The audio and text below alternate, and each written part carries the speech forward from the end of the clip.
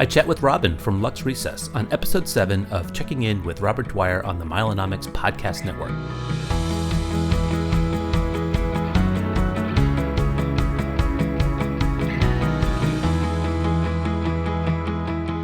All right, welcome back to the show, Robin. So glad to have you. Thank you, Bob. I'm so happy to be back. Well, we chatted last in January of 2021, and gosh, in these times, so much can change in a year. I think we were celebrating that vaccines were just becoming available. You were saying that some of your physician clients as a travel agent were starting to get out there and travel. Well, we've got a lot of vaccines out there right now, but travel isn't quite as much of a slam dunk as I'd hoped it would have been. What are you seeing from your perspective? Well, from my perspective, I'm actually still seeing it in a slam dunk sort of way. So after we spoke in January, I would say that like within weeks of that episode, you know, I as a travel advisor and as a publisher of a magazine like on travel, everyone was ready. Mm-hmm. People planned a lot of last minute travel in the spring, so much so that people then had to push their travel to summer because their traditional spring break destinations were sold out.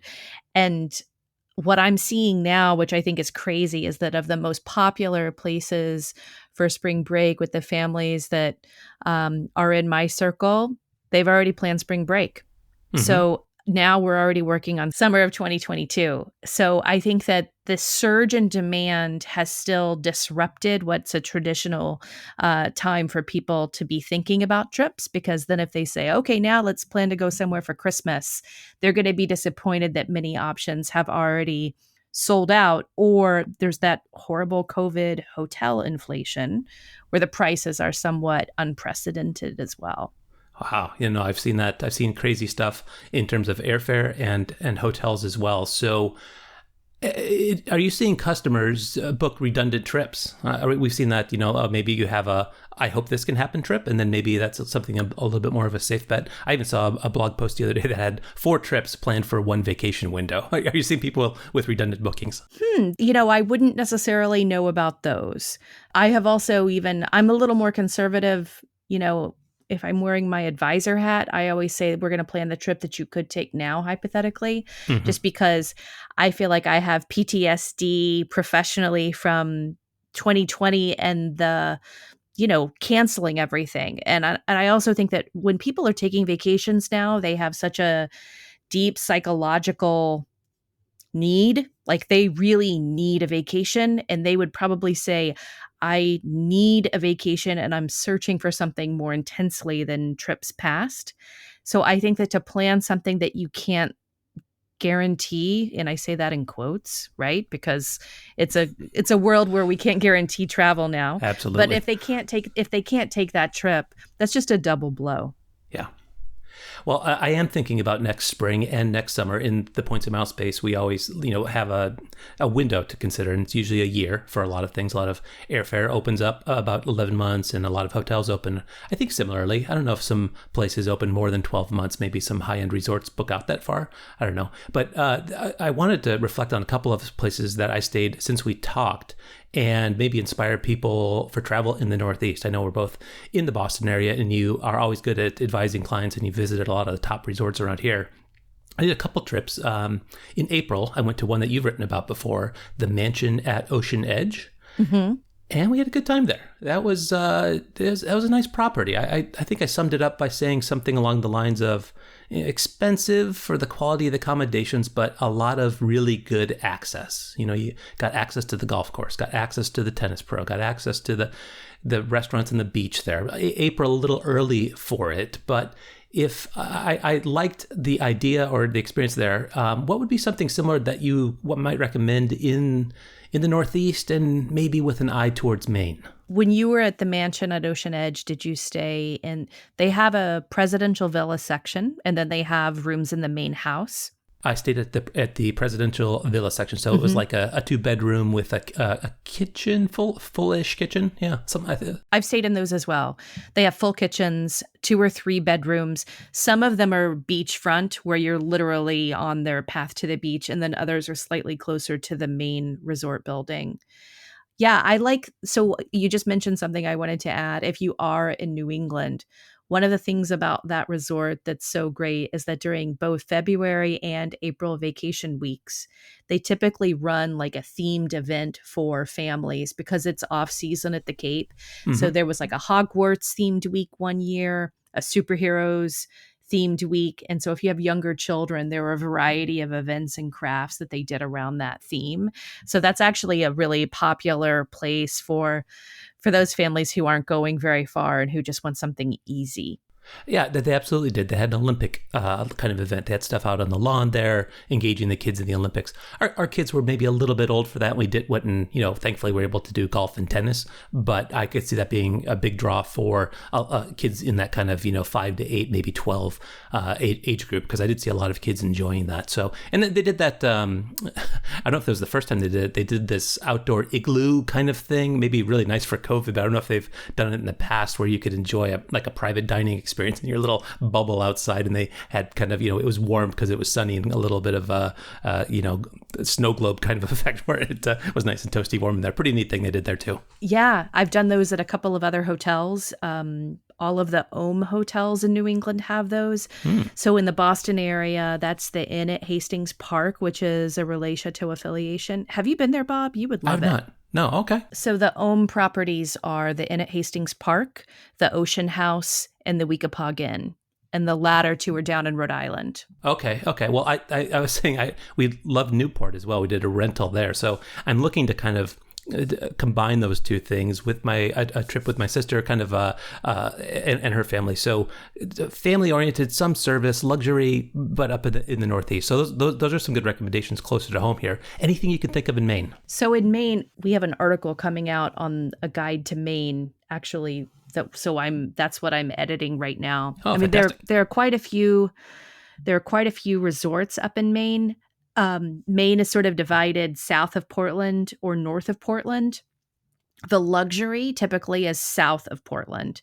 There you're going to have the Cliff House Inn, the Inn by the Sea, the White Barn Inn, which is really more for couples and not for families. Mm-hmm. But the Cliff House Inn and Inn by the Sea are two favorites. We love the Inn by the Sea because of its I have an article of that on my website. Like, we've had the most incredible family weekends there. There's something about the place that there's enough stuff to do, but the way it's like a giant U shape with a large lawn that has a pool and grassy knoll, and then a very long, beautiful beach walk to a sandy beach that's quite lovely. And even we've done this resort in every season. We even went in January. And it's just very serene.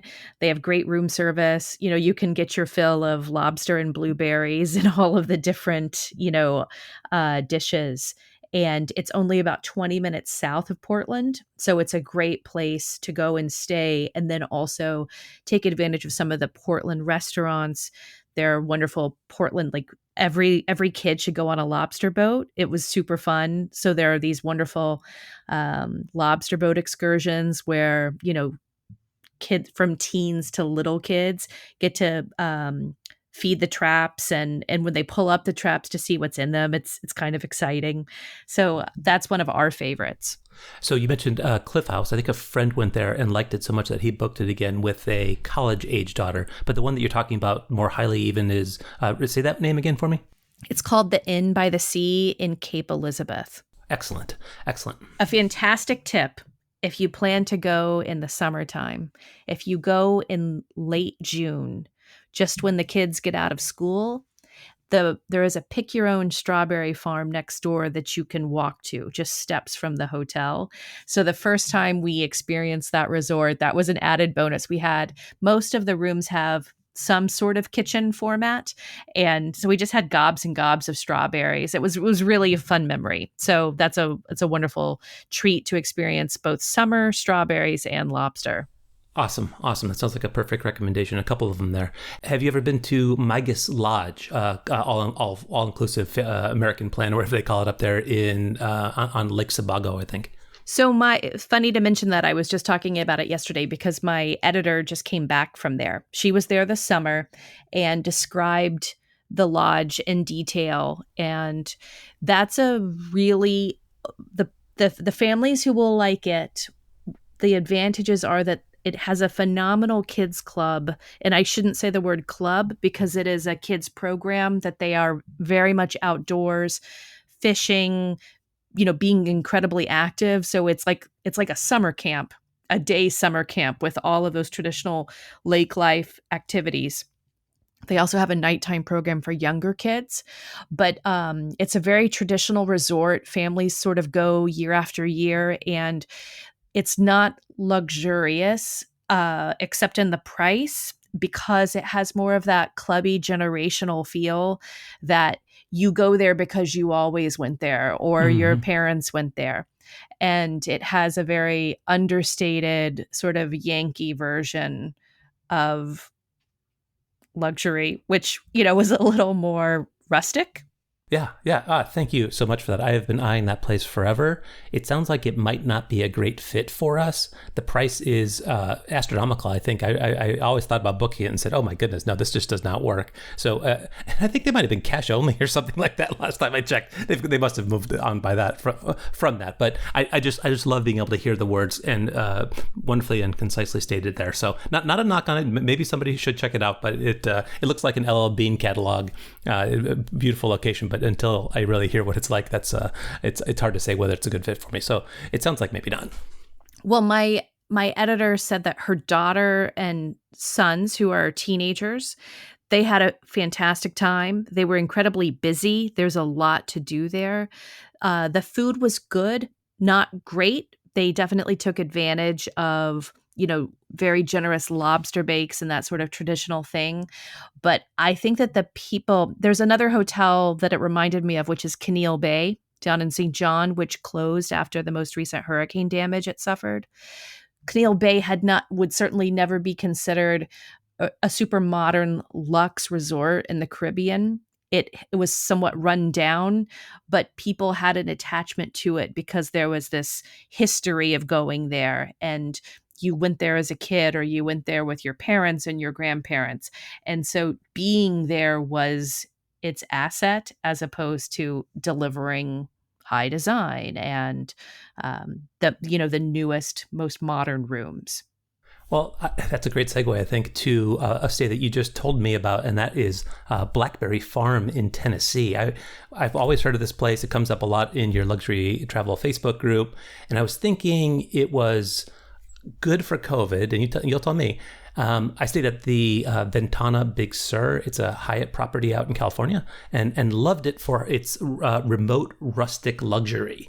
And I was thinking, there's a really high end resort in Tennessee. Like, how did somebody come up with the funds to do this, and how do they attract visitors from all over the place? But tell us about Blackberry Farm. What'd you think of that stay? Well, it's certainly no secret. It started in the 90s, and the family who has built the resort, it was their vacation home. So it's like a white clapboard, stone and slate roofed home that has expanded over the years. The generation that is our age took over the resort leadership, continued to add buildings of more accommodations at different sizes. And sadly, that son died in August of, I think, his 36th birthday in a ski accident. And his widow is currently the head of the resort. So they've had the last 20 years, they've continued expanding it, such that in 2019, a sister property opened called Blackberry Mountain.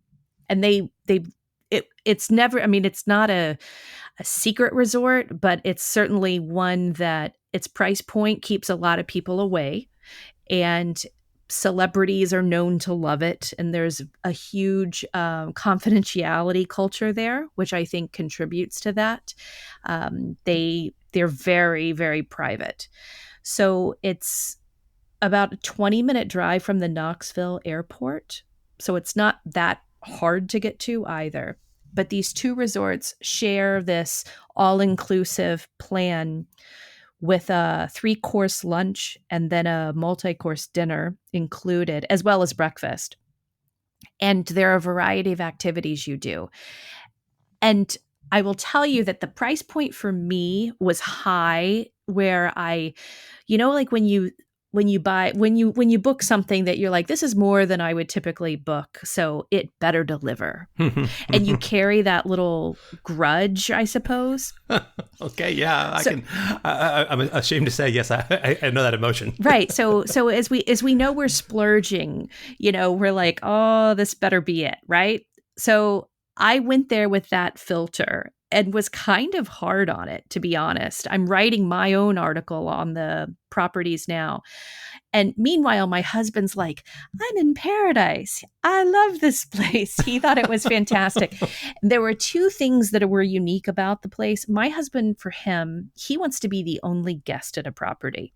Okay. That's his, like, he doesn't want a lot of people. You do feel like you're the only guest. Wow. The only time you really notice or see other guests are at meals and a couple of activities, but most of the activities are private anyway. How many rooms are there? Or maybe cottages? How many people would you say are on site at Blackberry Farm at a time? I'm going to throw out approximately 80 people, but that's not an exact number. But I feel like it's close to that. The one thing I want to point out for listeners who have this situation, what they were exceptional about of all of our travels, my husband has a couple of really tough food allergies.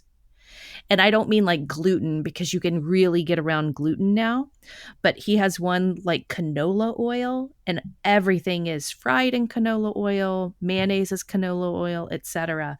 And what they did to customize his allergies was unbelievable. Mm-hmm. And even the snacks they put in our cabin were they popped popcorn and coconut oil, and they did all of these things so that he just felt, he was fed like a king for his stay. So he was in bliss. And I would mention that because I think that it's really hard if you have unique food allergies and sensitivities to travel with such a success story.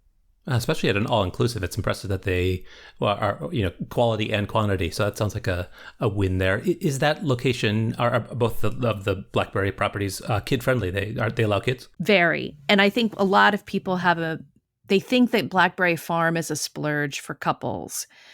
I would say I'm very glad we took our children, and I think it's a fabulous family property. And maybe not for every family, but as our family style of travel is maybe a little more mellow than others, most likely you're going to be in an accommodation that comes with a golf cart, and you navigate a golf cart around the properties. And I'm like a happy 8-year-old behind the wheel of a golf cart. Like, so we were in a golf cart driving around a lot of the time, and it never gets tiring for us. So maybe we're a small portion of the population, but they have all of these private activities for adults. But what was important for me was to not dedicate 4 hours to something, because that's so much of the day. And they have these great condensed experiences that are about 90 minutes, and they're priced accordingly for families of 4. And then you have to pay a supplement. We did a stream experience with a naturalist on site, and it was, August and very hot, in Eastern Tennessee. And this naturalist showed us how to lift up rocks in the spring on property, in the stream on property, and identify all of these tiny biological creatures in the stream's ecosystem. Cool. It was amazing. Like, so those are the kinds of things. It's just very slow paced. It's all about the eating. And the thing that it's not fair to call it an all-inclusive, because that makes you think of buffets and the resorts where the goal is quantity. And you do not get quantity there, but you get the richness of thoughtfully prepared multi-course meals every day. So it feels heavy in a sense, but not in the Mexican resort all-inclusive definition at all. Alcohol is not included in those rates either. Yeah. Well, it sounds like a lot of similarities there to, maybe I'm drawing a parallel incorrectly there, that Ventana Big Sur. Similar price points. I think average rates of these places go for around $2,000, $2,500 a night was what I saw in a quick check of Blackberry. I don't know if that's kind of an off-season price. Is that? No, that's approximately what we paid for a family of 4 in the summer. Well, that's good that they don't charge more to put two more people in the room on the all-inclusive plan, or do they? It's a very small supplement. That's Um, reasonable. yeah, it's a very small supplement. As a Virtuoso advisor, I can't remember the amount, but I actually get discounts there. And I was excited that the discount that I got removed the cost of the kids' supplements for the Oh, food. wow, fantastic. Yeah, so they do take kids, and the cottages that we had, it was one large room, but they were great at putting two rollaway beds in it. They obviously have much larger um, houses, for people who have the budget to do so, and they recommend that families actually get these cottages because there's 2 units per cottage, and there's a connecting door, so you could have 2 bedrooms. I think I saw the floor plan of some of those. That's good to know. You could put two of them together if you had, and it could be nice for like me traveling with my family and my sister and her husband coming along or something like that. You're close, but people have their own space. That's right. Blackberry Mountain, in contrast, everything is brand new, and it feels very brand new, and the style is very modern and contemporary. Blackberry Farm is more of like the Southern Veranda magazine lifestyle design. Okay. It's comfortable and traditional, but Blackberry Mountain had some more advantageous options, I think, for families. They have a couple of their cottages that have Murphy beds, and they actually have some 2 queen rooms on property, which the farm does not.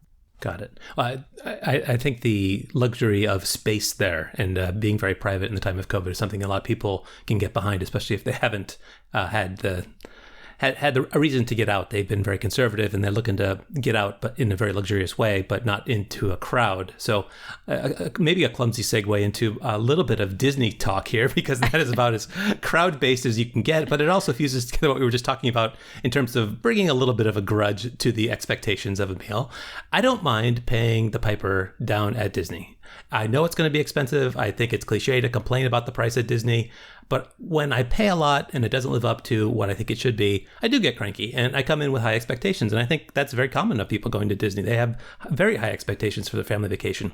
A big part of my conversation with Joe was the dining down at Disney. And I wanted to hear from you what you're experiencing or hearing from guests on Disney dining, because there are some restaurants that I think are really sputtering. And one of them was a really reliable friend, Ohana.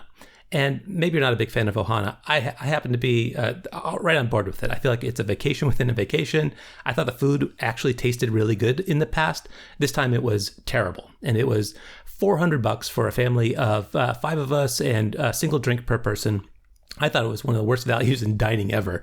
And I don't know what's going on down there. There seems to be a problem with the supply chain and the quality of the proteins that they're serving. And it wasn't just there. At Skipper Canteen, the steak was nearly edible as well. So a couple of down marks there. So what are you hearing from people on going back to Disney, people wanting them, their expectations are it's going to be as good as ever. But it's surprising how some things are just like they were before. I mean, going on rides, going around the park is largely the same, but the dining seems to be sputtering. Sure.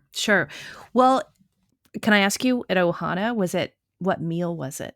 It was dinner. Dinner. I've only trusted them with breakfast. So I laugh. I love that you love it. I mean, that's not my favorite kind of Disney experience, but my son loves Stitch, and so we do it for that reason, Gotcha. The dining at Disney, for all of my readers and clients, there was a window with COVID that made people feel comfortable to eat inside again. Mm-hmm. I would say the majority of my clients who've traveled recently are taking precautions and doing quick service where they're staying outside. So when I was there, we also only ate outside. So what we've been doing, both for my own family and many of my clients, is how do we get the best meals we can while still eating outside? So that's challenging. That's really knocks it down. I mean, I think Len Testa talked about some locations that you could do if you wanted to go outside. There was a decent list, but if you're in Florida in August, that's a tough combination. It is. So the one place that I had a client who went, and I sent him to Wine Bar George, Kappa, Haleo, and those 3, and he's a very serious foodie. He ranked the best as Kappa, the second Haleo, and the third as Wine Bar George. I've been to Kappa a few times this year. They have an outdoor patio that you can get if you show up early, and then you can also eat inside. Kappa was actually better than ever.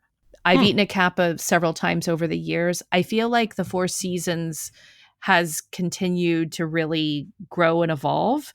And I was incredibly pleased. I don't want to diss them, but I would say that my goofy breakfast on the last trip, um, you know, it had a lot of hiccups that are just very specific right now to all of the staffing challenges that hospitality is facing. So Uh-huh. I'm judging those on hurdles that are simply not work aroundable. And so the one thing I would say about dining at Disney right now and hotels at Disney, and you know what, I'm going to say even travel in general, the only thing we have complete control over right now are our expectations.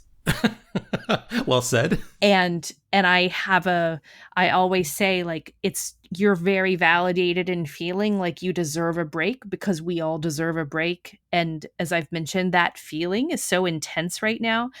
But the challenge that, like, a restaurant, for example, or a hotel that is considered, like, a great strong hotel, it's really well reviewed, they could have a leadership change right now, because there's a lot of moving around too. People are recognizing they're worth more. They could get a better job. Now's the time within hospitality.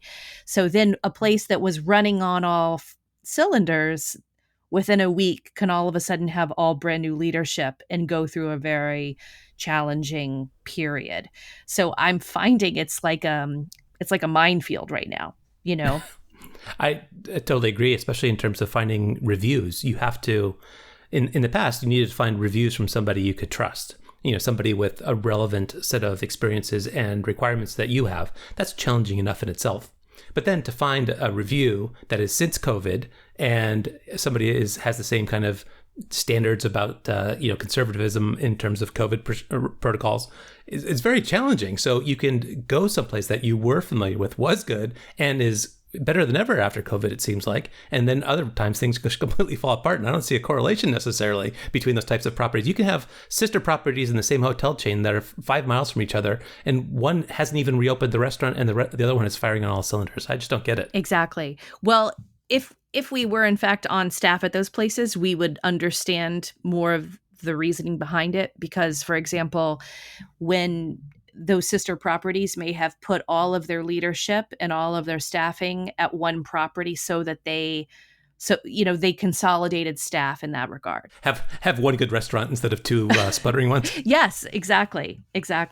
So I think that that's part of it too. I don't know. I do believe that we will get back to where we want to be, but I think that it will take another year and a half or so. All we can control is our expectations. I love it. Well, speaking of expectations, Space 220. Joe and I talked about this. We had no clue what the menu was going to look like. Since then, the menu is out. It looks like a fixed price affair. I think Disney's doing that a lot at some of their higher end restaurants. They don't let you get out of there with a kid's meal just to experience the ambiance, right? They want to get you for the full Monty. So I know you said you're interested in the Galactic Star Cruiser. We'll talk about that maybe a little bit later. Are you excited about this restaurant, or is it just Star Wars you're interested in? Tell me why people are so excited about this restaurant. I really, and I say that sincerely. You get to blast off. It's like a ride plus a meal. Is it really? Up there. I think so. You take an elevator or something like that. It makes it look like you're ascending up 220 feet above the earth, and you can eat like you're in space. Okay. Well, that does sound a little better. I saw the menu pictures that came out, and I just thought, no, it's okay. Well, Joe was saying, everyone's saying that they want astronaut ice cream, and then our imagination about what people would eat in space really went downhill after that. And they tried to make some kind of cosmic connection between these things, but I don't know. Mission Space was never one of my favorite rides. I think I went on once, and I was like, man, one and done is fine here. But I don't see where this really fits into the Disney experience. It's just space. Right. Well, I think it goes along the lines of they have the aquarium themed restaurant Coral Reef. They have the restaurant near Living with the Land, in the Soarin' building. and then now they have a space restaurant. So it does make sense theme wise. I mean, when you think of like what else were they going to do, right? Yeah, I guess that part of the park has always been like a dead zone for me. I always, I don't know, maybe it's just because there's a test track is always broken down and Mission Space isn't that good. So I always seem to go right towards Living with the Land and Soarin'. So you know what? I got to say, we rewrote Mission Space in the last year or so because I had the same opinion as you. And I thought it was really great. I was really hard on it before. I thought it was fun. Did you go on the full octane experience? The what? The high octane experience, like the full thrills? Oh, I did the beginner thrills. Maybe that's why I enjoyed it more. I think I did too, to be honest. I heard about it ruining people's days and giving them, nausea and stuff like that. So maybe I shouldn't dunk on it too much. Maybe it's a great thrill. Right. Yeah, no, Epcot, I've also heard from people who actually already rode Ratatouille and they got to go on a preview and they said it was okay. Yeah, when we were there for Labor Day, I saw them ramping up there. I think the area is charming, and I hear the crepe restaurant in there might be the biggest point of interest for me. I did go on the Ratatouille ride in Paris, and I think it is exactly the same on the inside. It happened to break down halfway through our ride, so that kind of broke any illusion that we were, shrunken down to the size of little mice running around Paris. But yeah, I think it's a good addition. I think every World Showcase, pavilion should have a good restaurant and a good attraction. And I feel like that's the direction they're going. Yes. Well, one of the things that I found somewhat not disappointing, because it's all about managing our expectations, but one of the things that I observed is that when we were at Epcot this summer, my kids love the store in Japan. Oh, yeah, absolutely. Same. When we were there, they had really a fraction of the merchandise that they typically would have had pre-COVID. And I'm sure there are a variety of reasons why a lot of the international imports they were selling have slowed down. But that was, I'm looking forward to seeing that store, completely, back to its original glory. Oh, yeah, I'd love to be able to get to Japan real in general. Our server at Via Napoli was brought over from merchandise like 2 weeks before, and she'd been they're just patching together whatever they can. Definitely not that flavor that you get from the international exchange program or whatever they called it down there. That was always maybe a bit of a novelty, but I bought into it wholly. No, actually, that's one of my favorite things about Disney. And we're staying at Animal Kingdom Lodge soon. And I realize it won't feel the same because the cast members will all mostly be domestic, I assume. Yeah, I would think so. That seemed to be the case in World Showcase. Maybe like they had one or two chefs there or something like that, but definitely not any of the wait staff. So definitely feels different in that regard. But the pizza is still good. So there's that. Are you looking forward to visiting with the new Genie Plus in place? Oh, we talked about that a lot. I think it's going to work out well for infrequent visitors. If I'm like a season pass, annual pass, local kind of person, I think it could be annoying to have to pay that more or pay each time I wanted to do that. But, time is so scarce, and I like to do short Disney trips. This last one we did was just 2 park days, and it would be a no-brainer to pay $15 per person per day to make lines shorter. And I think it would be a no-brainer to pay. I put it to Joe. What do you think the over/under is going to be on a Rise of the Resistance a la carte Lightning Lane?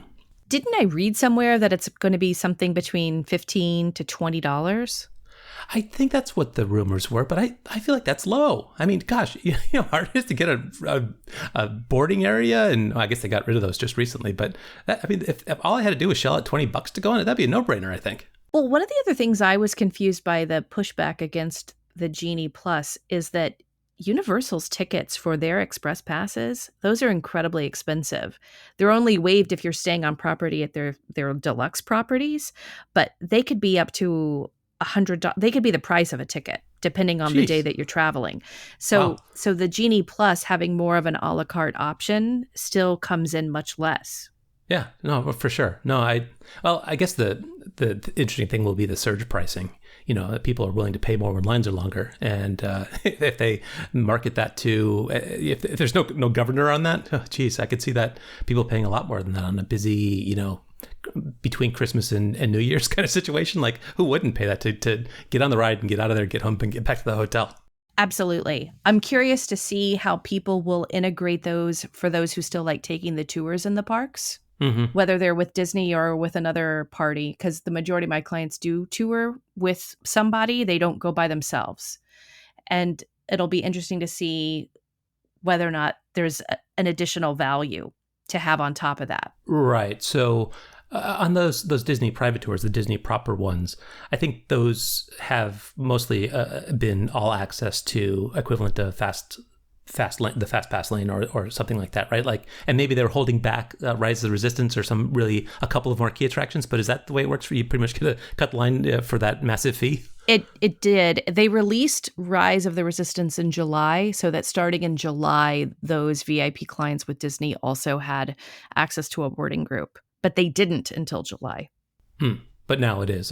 So yeah, I guess there would be no advantage to doing anything Genie Plus or Lightning Lane if you're doing a Disney proper, because that's included then. But when you do a third party tour, how do they get you to cut the line? They don't get you to cut the line. I always explain to people, we think we know Disney, but we don't go there every day. So if you go there every day and you have routes that you use to try and beat lines, you can get very good at them.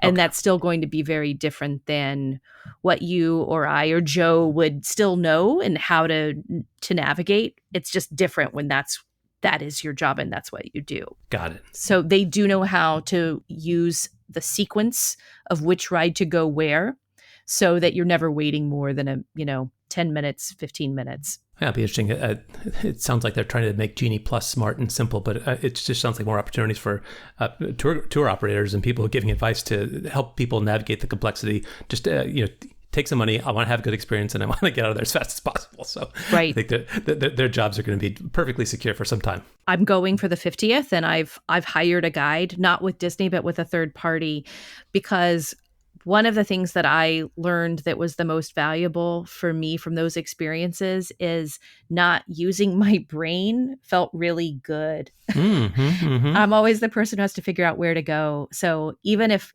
someone told me what line to wait in, but told me which one, there's like, that's already a vacation. Yeah, absolutely. I know the feeling. It's sometimes Disney is a comfortable place for me. That we've been there so many times. Everybody knows what to do, and that's why we return. But one great debate there is whether to stay on site or off site. And we might have touched on this a little bit, but I really rounded out my experience. I wanted to share with you that I had a good time at the Waldorf Astoria this time. I think I had bagged in that place so many times because they gave me a terrible room last time.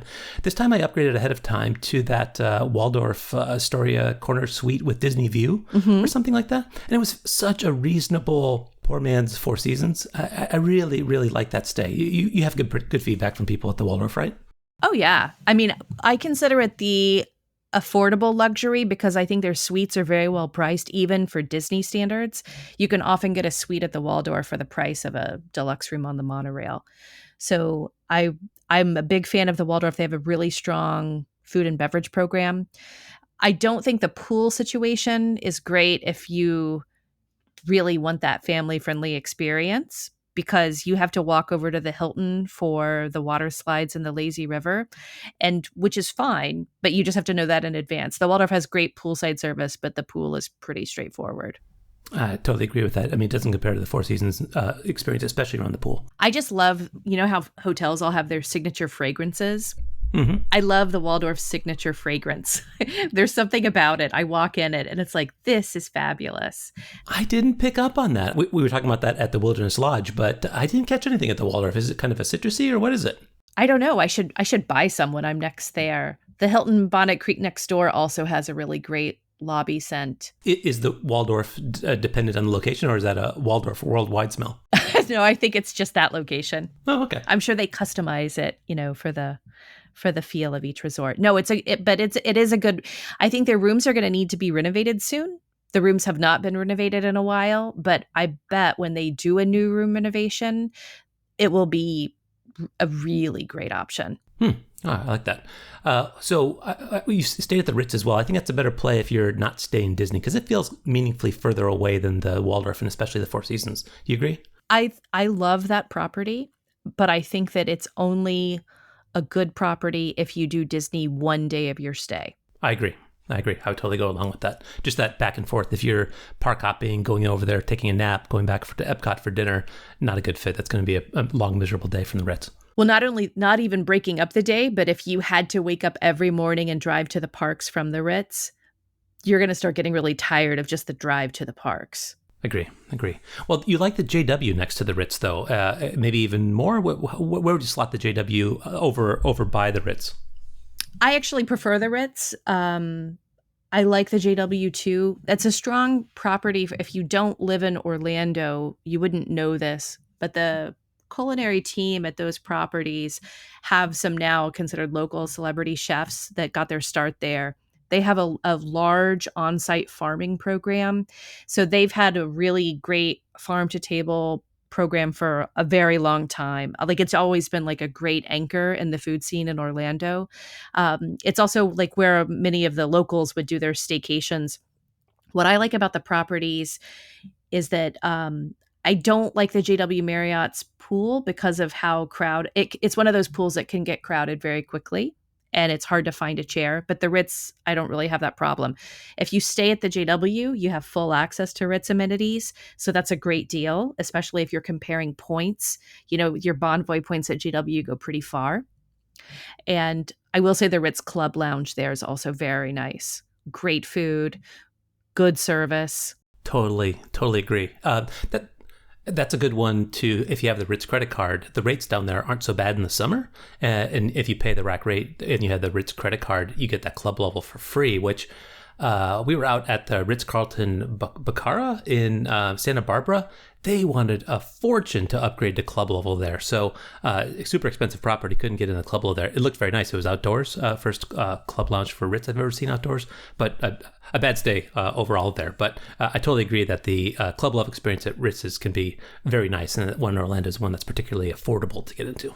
That's right. I think also when we toured many Florida properties in April in the height of COVID, and I noticed that the Ritz-Carlton was one of the few properties in Florida that I tried where I felt like there was no disruption in their service or the guest experience. They still hit it on every note. Oh, very good to know. Well, there's some other new properties coming up that I'd like to get your input on if you've gotten some, G2 on them. There's a JW at Bonnet Creek coming. So Bonnet Creek is where that Hilton Waldorf combo is, as you know. And I guess they're sneaking a JW there. So that'd be the second JW in the Orlando area, but closer to Disney, if I got the read on this right. Have you heard anything about this property? Yeah, it opened last July. Oh, is it open? So the JW Bonnet Creek opened in July very quietly because of COVID. It's a great option for space in the same way the Waldorf is a much more affordable suite for families. Mm-hmm. The JW Marriott Bonnet Creek has these corner 2-bedroom suites that I've never seen priced over $1,000 yet, but that will change. So these great 2-bedroom suites with balconies and everything. The pool there is very straightforward. It's a really nice minimal modern design, and they have quite a few restaurants. They have a rooftop one that's now finally open, and then they have one that overlooks the pool. And the charming thing is throughout the lobby they have these little Irish fairy doors that I don't know why. I don't know the connection because you see those in Ireland a lot, but they have those throughout the lobby that you see these little signs for. So it's a great stay when you're wanting, especially if you have points and you're going to Disney and you want a lot of space.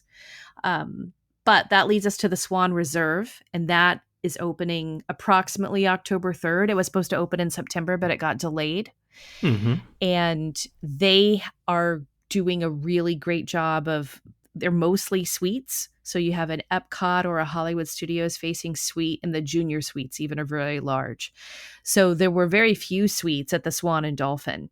Like it's such an old hotel. They only had the suites for like the people who were hosting the big conventions. Yeah. But they wisened up. So the Swan Reserve, which is an Autograph hotel affiliation, they're going to have several 1-bedroom suites and junior suites. I saw them putting the finishing touches on that. That opening date sounds accurate based on how finished the exterior looks. And I think the exterior looks nicer than people initially feared. It looked very bland and just a big rectangular box. They put some finishing touches on it, and I think it does look nice. the location is what people like so much about the Swan and Dolphin. And those are always like, oh, yeah, it's so close to Epcot World Showcase entrance. With this one, you're getting to be pretty far. That is a long walk from the Swan Reserve all the way over to the Epcot entrance. I don't even think, maybe a boat would get you part of the way there, but that gets to be a long ride.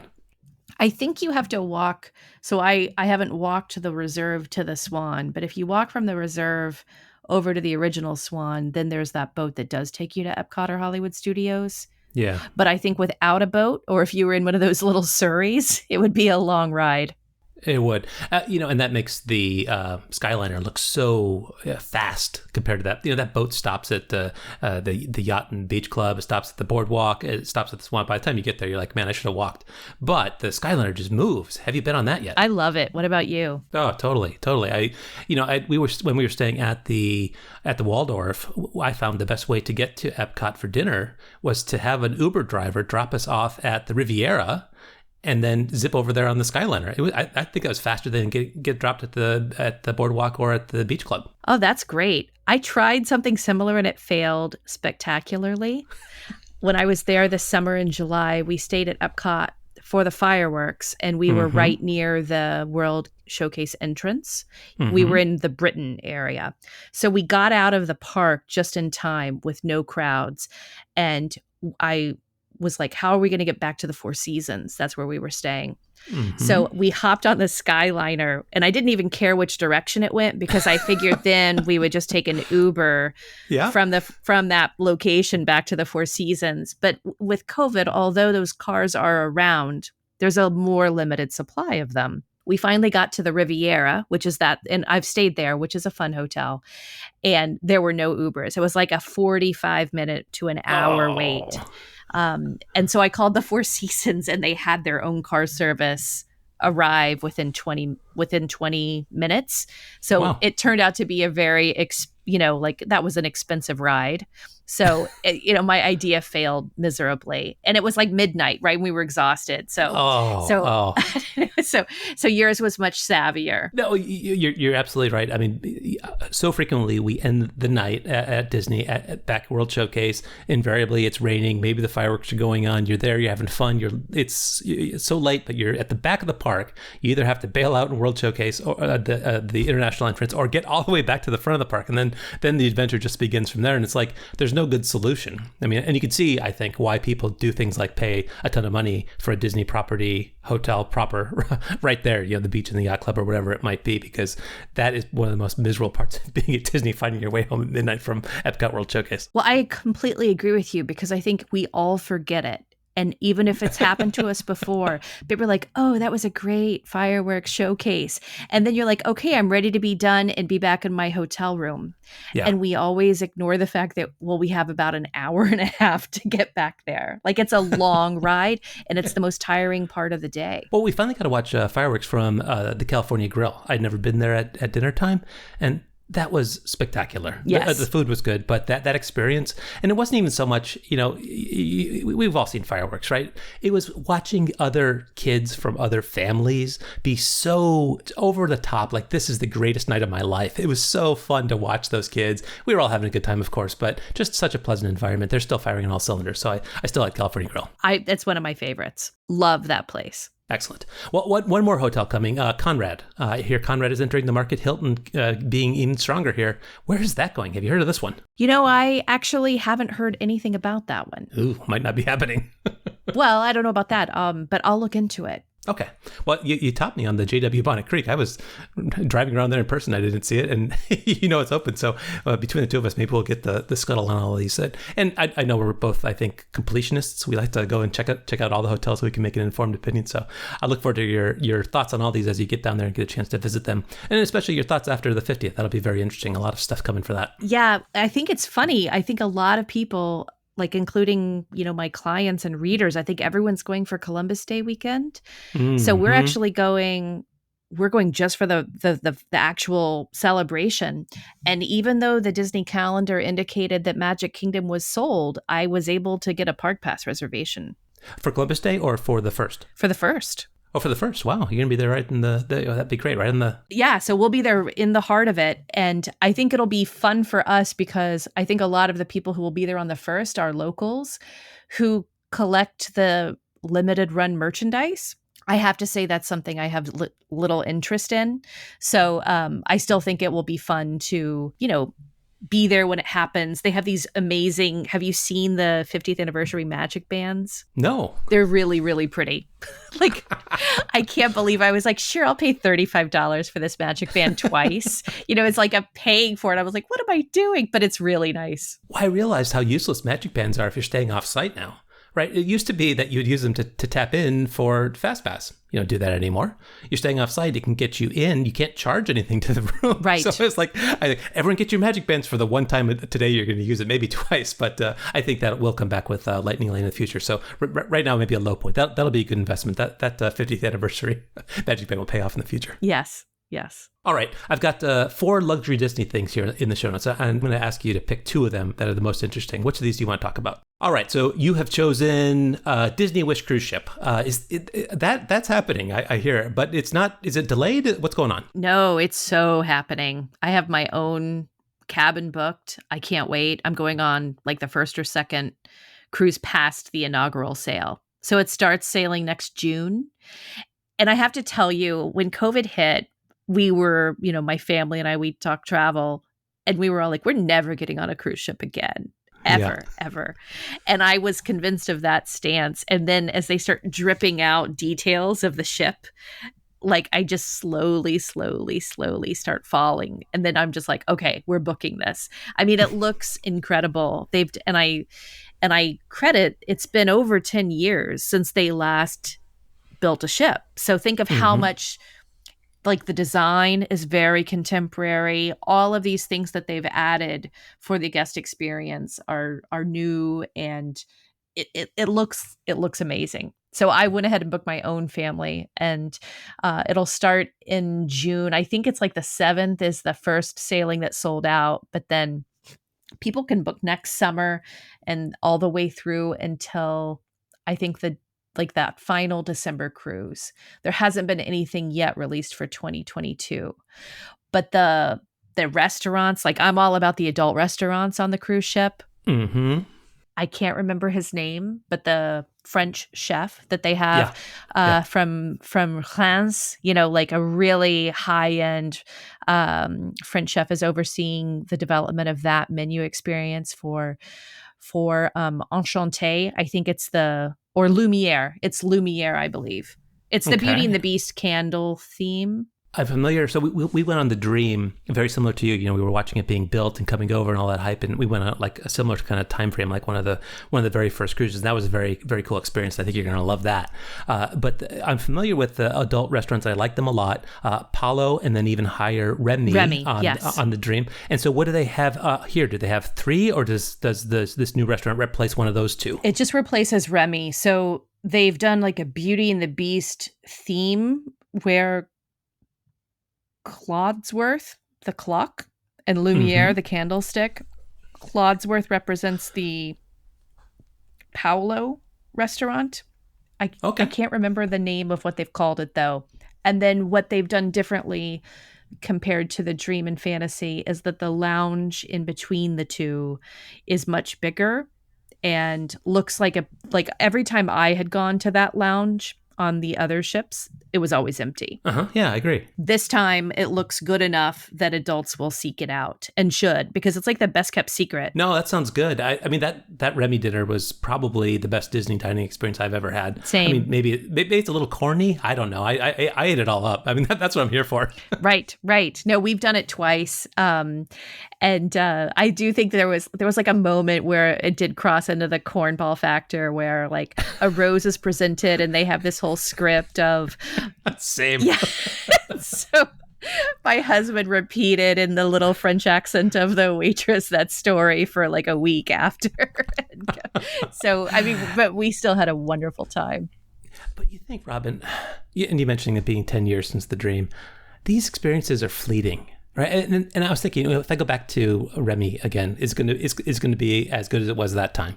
Nah, it's probably not. Right, it's not going to have that element of surprise, and it was all new, and that's why I think it's exciting when they're creating a new ship. And our kids are only these certain ages for a certain window here, and I'm just starting to feel like they're going to be leaving the nest soon. So, and with COVID disrupting some of these windows, I'm a little frustrated. But I'm glad to hear you booked that. I hope cruising continues to be super smooth, and you have a great time. I think you will. Don't you feel like the magic of Disney's marketing is like, how do we make parents cry? 365 ways to make parents cry in less than 10 seconds. Like, that is how they make all of their money. You watch that Christmas morning special, it's like, you heal? You haven't booked a Disney vacation? What's wrong with you? Right. Yeah, they've got us. Have you been watching the Behind the Attraction on Disney Plus? No. That's very good. Yes. I watched one last night on the Disneyland Hotel. That's episode 7. You should watch that. That's the best one. Actually, I think I did see one of the first episodes. I thought it was very good. One of the Disney Plus shows that I loved was the documentary about the brothers who are featured fictionally in Saving Mr. Banks. But the Sherman brothers, they had a really unconventional relationship. They hated each other, and it's not what you would expect. So the documentary has a somewhat dark angle. It's very well done. Thank you. Thank you for that tip. I like those guys a lot. It's amazing that you can still see him around at Disney events from time to time. Last I checked anyways, and he was all the way back there, now, portrayed in a movie like Saving Mr. Banks. One of my favorites. Okay, last question and we'll get you out of here. Star Wars Galactic Star Cruiser. You said last time you were excited about it as a Star Wars fan, a luxury fan. I think you're going to like this, but tell me about the pricing. I think we have an insight into pricing now. Does it seem like a good value to you? No. Oh. No, it doesn't seem like value at all. I think, do we have the same notes? It sounded like when they released the prices for 2022 September, October for a family of 4. Do you recall what they showed? I think Joe was citing numbers in the high 4s, and I think with a family of 4, it bumped up to somewhere in the 6s. Exactly. So it's a $6,000 experience for a 48-hour cycle. Mm-hmm. I don't think value is there. I think that Disney recognizes that they can continue charging a very high-end price point because, especially after COVID, they are a really desirable experience for families, to try and go somewhere and have fun and be happy together. So I think they won't have a hard time filling it up, at least initially. I'm fascinated by it because I think that it will be groundbreaking to see what immersive tourism looks like that is a manufactured fictional experience, right? Mm-hmm. And how will that be impacted will there be go to Hogwarts? Can you go and be a Hogwarts student, in the future? So this is the experience that is sort of setting the stage for what's to come in this level of a new altered reality vacation. So even if you aren't into Star Wars, if you have the budget to do it, I think it will be fascinating and worth it in a sense. Let me ask what you are seeing for cruise prices. Are you doing concierge level for your upcoming cruise, and how many nights is that? For next summer, concierge sold out instantly because of COVID and so many cancellations. You had all of the regular cruisers who had all the cruises from 2020 that were canceled, as well as some in 2021. So they had millions of dollars of future cruise credit burning in everyone's pockets. Mm-hmm. So those platinum and gold members who are given priority with booking, they wiped out the entire concierge level of the whole summer in the first release. Well, my thought process was that this is on par with concierge level cruise. Seems about right at first swag, $3,000 a night for a family of 4. I'm sure you can see numbers even bigger than that at holiday seasons, right? Actually, the Disney Cruise Concierge you can get for less. You can get 3 nights for $5,000. 3 nights for $5,000. On the newer ships? On any of the ships. Really? For the 3 nights, not the 4, but for the 3 nights you can. Maybe I was thinking 4. I think I was paying about $8,000 for a family of 4 in a 1-bedroom. That's what it was. Yes. That bumped it up to a little bit because that's effectively the size of 2 rooms. That's correct. Right. So okay, that would explain the difference. Yeah. So the Star Cruiser pricing is going to be even that, it will exceed a Disney Cruise concierge price. Especially if you get a bigger room on the Star Cruiser. Right. They have 2 captain's rooms that I believe hold 2 bedrooms. And I feel like they accommodate 6. Perhaps they accommodated more. All right. So you're saying that the Star Cruiser is apples to apples-ish more than the cruise. Does the Star Cruiser include all your meals? It does. And it actually, I feel like based on even with Hollywood Studios, the Star Wars quick serve in Star Wars, I thought the food was excellent for a quick serve. Did you try that yet? I've never been there. Ronto's Roasters or like that kind of thing or what? I thought that was like a food truck, but maybe that's what it was called. But it's just like a quick serve restaurant. And they had done a really great job with theming and incorporating more exotic looking ingredients to make the dishes look special and intergalactic. So I do think that when they're trying to do like more of the Disney cruise level of food programming, I think it will be fun. Yeah. Yeah. Well, you'll have to check it out, right? You're going to check it out, aren't you? It's funny. I've gone back and forth. I think we probably will. When I think of my kids are probably just the perfect age, as I think yours are too, when I have understood more what you do during the day and these characters approach you with different missions and you have the option of participating or not. I think that the families who want to just go all in end up having a really thrilling experience that I think is really bonding. And I think that it's a very connection promoting type of vacation. Mm-hmm. So I think that especially after what we've gone through with our adolescent population through COVID, mm-hmm. I think that if people have the means to do that, even for the families where the communication with their teenagers isn't so easy, I think they have enough structure and distraction to have a really great connecting time. So that part I actually really like about it. I think that there is, that priceless emotional experience that you're going to get. We shall see. That starts next summer, I hear. So it's not too far off, about the same time as your cruise. A lot of interesting things going on in the Disney world and luxury travel to look forward to. Let's hope we can get back to it with without too many more regressions in the situation. I know. Peaks and valleys. All right, Robin, why don't you tell people where they can read more of your content and how they can contact you if they'd like to use you for travel services? Sure. The magazine is called Luxe Recess, and that's Luxe with an E and recess like school. And there's a book a vacation button if you are interested in having luxury Disney vacations. I really serve more of the luxury client who's the type who is going to be using the tours and is looking for the best in hotels and the best restaurants. So that's really what I focus on. But Disney is only a portion of what I do. I love it. I always enjoy talking to you. I always pick up a few little nuggets that I didn't think of before, and this was exceed expectations as usual. I really like that Blackberry farm. I'm going to have to look into that one. That one is the most compelling. Can I tell you? I want to tell you this story. It's going to spoil my article, but here's the thing. We talked about having really high expectations and feeling kind of grouchy about it, right? If you're grouchy about a price. So as I mentioned, I was very hard on it. And we got home and my husband's still raving that it's like his favorite place. And so I loved that. I loved that he thought it was just the best. Yeah. So then maybe like a week later, school started. And my 10-year-old son was like, I'm not sleepy because we've been staying up so late. And I said, honey, you got to go to bed. And he's like, I'm just not sleepy. And I was like, look, scoot over. And so I sat down in his bed like I hadn't done since he was maybe really young. And I was like, close your eyes. And I walked him through this sort of impromptu guided sleep meditation. Mm-hmm.